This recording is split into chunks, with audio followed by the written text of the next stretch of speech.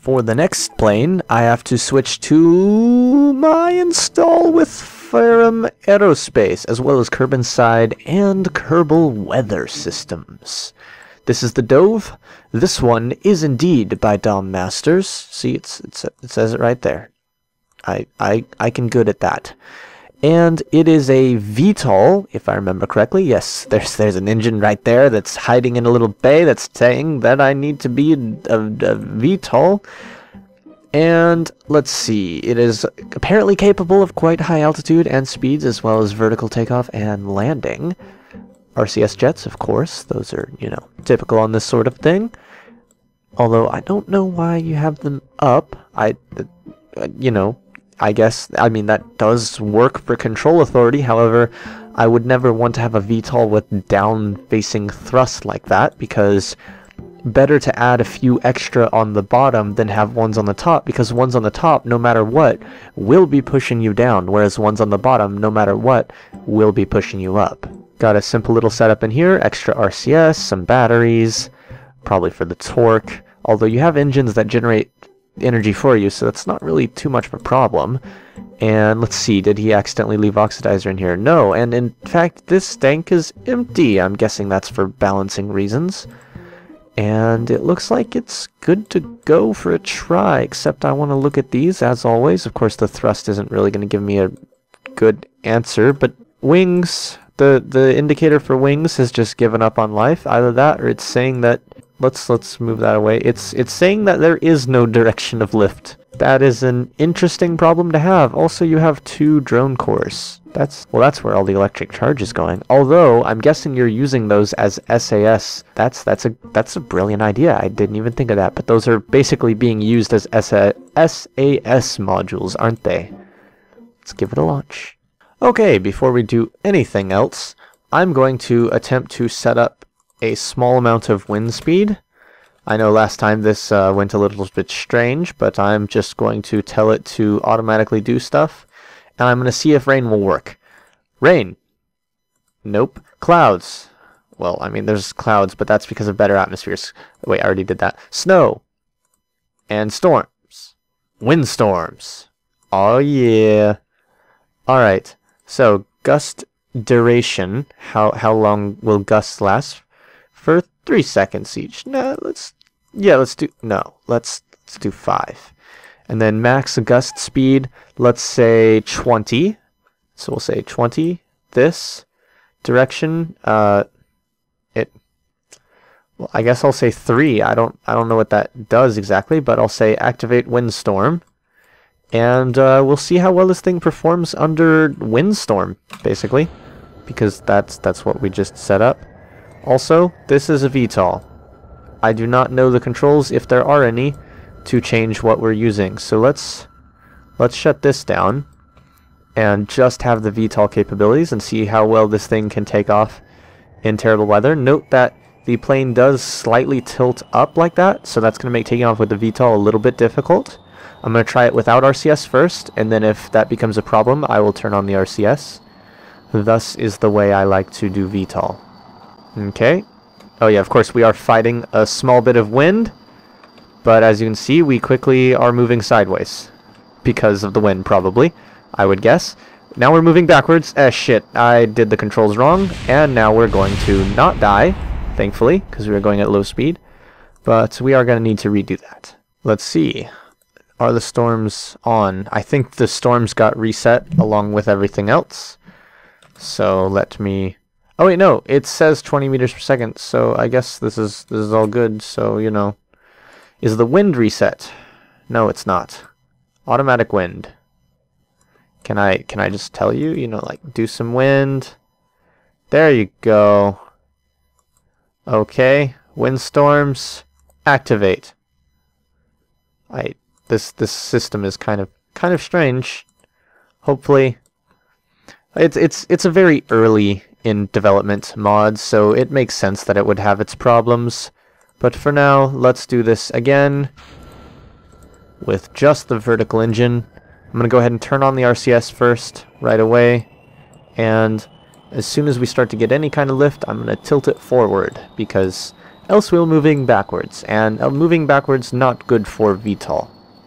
Or anything, really. I mean, if it's supposed to go forwards and it's going backwards, it's probably not good for it. Ooh, ooh, ooh, ooh, wind. Wind, of course, is going to be a bastard. Alright, but we are managing to take off now. And I was about to close the cargo bay while the engine is still on. Let's actually go ahead and test that, because let's see what happens. Because I imagine it's going to start blocking the thrust. That's what it should do anyhow. Yep, it did. Okay, it did. It waited until it was completely closed to do it, but it did. It did indeed do it. And now we're barely staying alive because this thing barely has enough float. Like, the engine power at max power is barely enough. But now we're going to close that and turn off the... Damn it. Now we just got an engine just sitting there wasting fuel on nothing. Shut it down. Alright, we're flying pretty well. Flying really close to the tower, but it's alright. Of course, this plane was designed for FAR. That's what he said. That's why I'm playing in FAR. That's why I had to bring it over to this save. Let me open that up to see what... Actually, there is the aero visualizations. Let's go ahead and do that. So we can actually look at a visualization of what's going on. So actually, let's go for drag first. So of course, drag on the nose a lot, and drag on the tail. Ooh, geez, and never do what I just did, because that was very bad, and I caused a bunch of stalling, which is wonderful. Let's turn that off for a moment. Let's look at stalling, and let's do that again. So you can see the whole plane immediately goes into a stall, and then I recover from it, and then nose is stalling a bit, but that's okay. The RCS ports are stalling, but that's, you know, those aren't actual flight surfaces, so it doesn't matter too much. And then, oh, that was center of lift, excuse me. Now I'm looking at stalling. Excuse me, sorry. So there we go. We have wings stalling, massive stalling, large-scale stalling. Yep, we'll be okay, though. See, now we're flying sideways. Those are stalling massively because they're sideways into the airflow, but we turn slowly and they quit stalling. So you can see, flies pretty well. Until that went a little bit strange there, but it's possibly to do with the fact that the windstorms have turned off. Okay, I guess those are broken. I don't know. Let me manual turn it off. It seemed to be off anyhow. Just kind of get rid of that, because as fun as that is to play with, it does interfere. And let's stall it. So yes, this plane does... It can turn really hard and stall itself really bad, but it seems to be pretty good at recovering from the stall. Of course, you have to have enough altitude to recover from the stall, because else you will be utterly fucked. Ooh, don't stall too much. There you go. Minor stalling. Nominal. Minor stalling, nominal. Yes, very nice. Very, very nice. Woo. This plane is fun to stall. Woo! Oh shit, we're flying backwards now. That is not usually the way to fly a plane. Okay, okay. That's not good. We're falling out of the fucking sky. Okay, hold on. Pull it down. Oh no, we're vertical. My alarm's going off. Let's pretend that was the stall alarm, because that makes sense. Oh shit, flat spin. That's not good. Woo-wee. Okay, okay, okay. We got this. We got this. See, nope, we don't got this. Flat spin again. Okay, come on. Just gotta pull the nose down. Stop stalling, wing. Stop it. Yeah, we're fucked. At this point, we're fucked. There's no way we're coming out of this. So, goodbye, cruel world. I should have turned on RCS sooner. That could have helped us get out of the stall. And now we can watch the dance of the air intakes. So, time for another little bonus thing, see? See, a little bonus thing. We're gonna open up, activate. Nope, I just raised the landing gear and now we're stalling massively. That's funny. Alright, let's open the cargo bays, and I believe one fires... The cargo bay engines. Okay, good. Those are the engines we wanted to fire. This is FAR. This plane was not made for FAR. This may cause massive problems, such as that. I think we're gonna do a backflip and die right now. Well, not die, but you know. Could have gone better. Could have gone better. Definitely could have gone better. Alright, so this time we're going to do everything by the book. And throttle up, brakes, RCS on. We're all set to go. Hopefully it doesn't flip out backwards again. That would be very, very bad. Alright, activating main engines. No, deactivating those engines. Activating all engines because that did not work at all. And let's go ahead and reduce the brakes. Raise the landing gear. Turn off the main engines because they're really killing us. Turn them back on. Turn them off again. Yeah, I think we're kind of fucked because this is stalling massively. Okay, come on, try to turn it sideways. Turn it sideways. Fall into the velocity vector. There you go. There we go. Okay, close the cargo bays. And we're flying. That was the most unorthodox takeoff I think I've ever seen. We are stalling those two little winglets massively to do it. But otherwise, I think we're doing alright. In fact, we're doing terribly because those are massively stalling. So if I look at the center of drag, you'll see that there is a ton of drag on this craft. But you'll see also the main thing I wanted to point out by turning on the drag visualization for this one is that these, which are, remember, they're stalling massively. They're really, well, they're not anymore, but they were. They had a lot of drag, a ton of drag. And that's because they were stalling massively.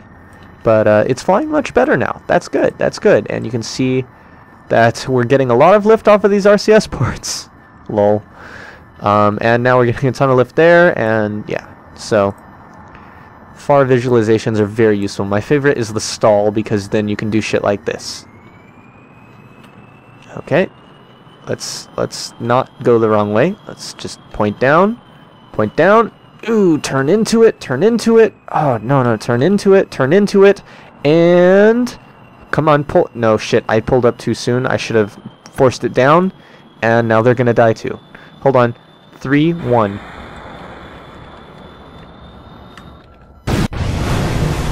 If I'd turned on the vertical engines a little sooner, they might have actually survived that. Also, if I'd throttled down. So let's go check out the X-37. So again, this plane was never meant to fly in FAR, which is why we are flying it in FAR, because, you know, that makes perfect sense. So our center of lift is nowhere. It's turning massively to the right. Okay, let's just turn on all the things. Let's not turn that one on. Ooh, jeez! I don't know what that was. Let's hope it wasn't important, because the plane still looks remarkably similar, despite the, everything's fucked up.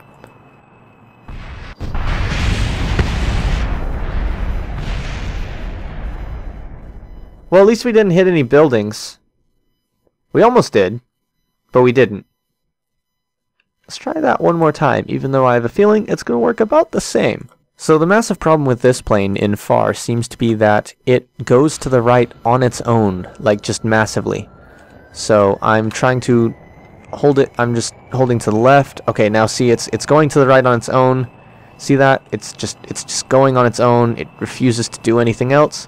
Alright, pulling up that, accidentally taking off part of the flight interface, doing basically the exact same thing again, only now we can look at it with prettier visualizations and die.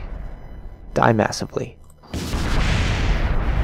Again, we didn't hit any buildings. No, wait, that piece hit a building, and so did that piece. But we did narrowly avoid the astronaut complex, so all our comrades are alive and fine to blow up other things. But of course, we have the magic of dirt. Thanks for watching. As always, see you in space. So again, this plane was never meant to no. As always, thanks for watching. See you, hopefully not in a fiery stalled death like that next time, and in space.